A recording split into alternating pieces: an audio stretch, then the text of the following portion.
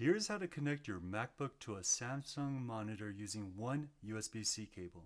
Before we begin, you need the correct type of cable because not every USB-C cable can carry a video signal.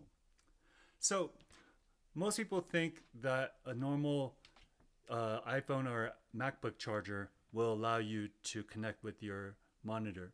So the USB-C port looks the same, so that's why there's confusion. But what you actually need is one of these, and this is a 4K USB-C cable.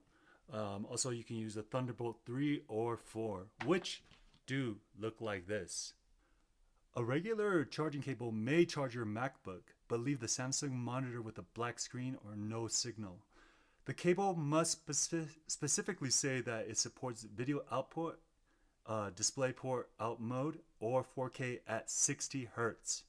So once again, this is a U-Green I got, and these are quite affordable on Amazon. Let me go ahead and demonstrate now. So first turn on your Samsung monitor and your MacBook.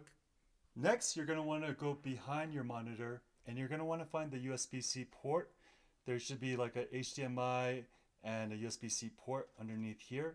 Now, depending on which model, it might be a different location. And then we're going to see on the MacBook that there are a few different USB-C ports as well, right there. So depending on how your setup is and positioning, do what's convenient. So let me go ahead and show you guys. So first we're going to go ahead and look for that port right there. Go ahead and plug it in. Then I'm going to plug it into the side right here. And let's go ahead and turn it around now. And right away it connected. So now you can watch your YouTube ads on a bigger screen.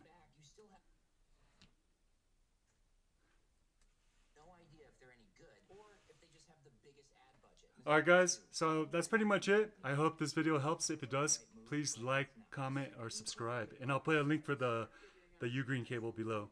Thanks.